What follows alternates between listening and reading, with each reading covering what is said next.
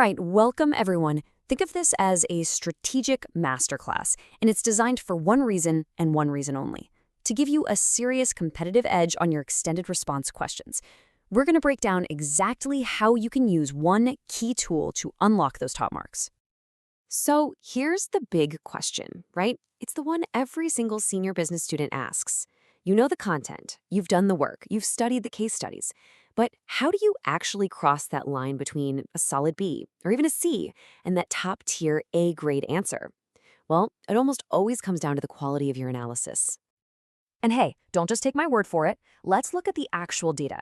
This is from the 2023 Examiner report, and it tells a really powerful story.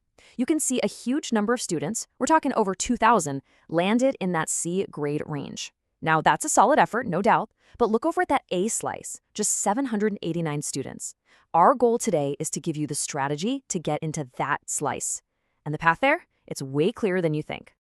Okay, so here's our game plan for today. We've just seen the challenge. Next, we are going to unlock the marking key by treating the examiner reports like our own personal playbook. Then, we'll dive into a full force field analysis masterclass. After that, we'll put strong and weak answers head-to-head so you can really see the difference. And finally, we'll pull it all together into your winning strategy. Let's get right into it. You want to know the secret to an A grade? Well, guess what? It's not a secret at all. It's written year after year in black and white in the official reports published by the examiners themselves. They are literally telling you exactly what they're looking for.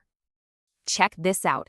This is a direct quote from the 2021 report, and it couldn't be any clearer. They are explicitly recommending that you use an analytical tool. Now, this isn't just a friendly suggestion, it's a direct piece of advice on how to build a high-level response. The examiners want to see how you think, and a tool helps structure that thinking. And then, just to make sure everyone was listening, the very next year, the advice got even more specific. The 2022 report didn't just say, use a tool. It went on to praise students who specifically used force field analysis to sort through the case study info. They're literally handing you the name of the tool they want to see. And this, right here, is the absolute key. It's not about just spitting back definitions you've memorized. It's about showing the examiner you can think like a real business strategist. A framework like force field analysis, that's the vehicle you use to prove you have those higher order thinking skills. Okay, so now for the main event. Let's get into the nitty-gritty. We're going to walk through step by step how you can build a force field analysis that doesn't just, take a box. We're going to build one that creates the entire foundation for an A grade response. Okay, first things first, what even is a force field analysis? Well, straight from the syllabus, it's a tool. It's a technique for weighing up the pros and the cons of a big change. You've got your driving forces, which are pushing the change forward, and then you've got your restraining forces, which are trying to hold it back. It's a simple concept, but in application, it's incredibly powerful. Now, this is the 5-step process that's going to take your analysis to the next level. Defining the change, identifying the forces, that's standard stuff. But the real game changer is step 3. Assigning weights to each force. This is where you show evaluation. So is a force just a gentle push, maybe a 1 out of 5? Or is it a hurricane, a full-on 5? Justifying that number is what shows that higher order thinking. After that, it's simple. You calculate the totals and make your final evidence-based recommendation. And here's exactly how you can set it all out. This is a format the examiners love, praised right in that 2022 report. You get a clear table, name the force, link it directly to the stimulus, give it a weight from 1 to 5, and then, and this part is absolutely critical, you justify that weight. Answering the question, why is this a 4 and not a 2, is what makes your thinking totally transparent and easy to mark. All right, this is the aha moment. This is where it's all going to click into place. We're going to put a weak response right next to a strong one so you can see the theory in action. This right here, this is the difference between passing and absolutely acing it. Okay, look at the left side. The weak response is basically just a list. It says customer demand is a driving force and cost is a restraining force. That's it, no analysis. But now look at the strong response. It builds a whole argument. It links rising demand directly to stimulus 2, calls it a powerful force, and gives it a weight of 4. Then it compares that to the cost from stimulus 5, weighing it at a 2, and it finishes with a mini conclusion. The change is viable. That is the A grade difference.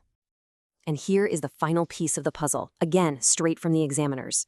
To get those top marks for synthesizing, you have to go beyond just analyzing. You have to create new meaning. You have to connect all the dots and answer the so what question.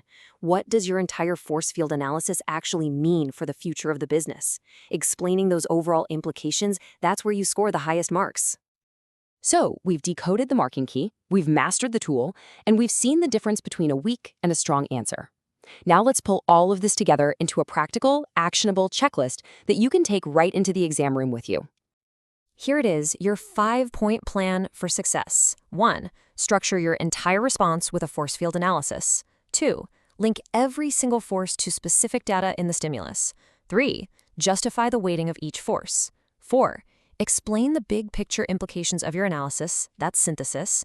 And 5. Finish strong with a clear, justified decision and recommendation.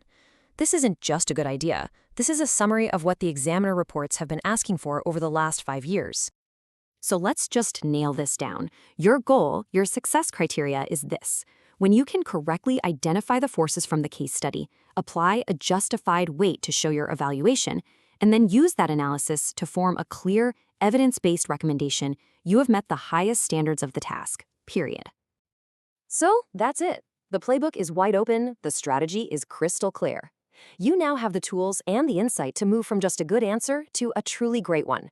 The only question left is, are you ready to go win?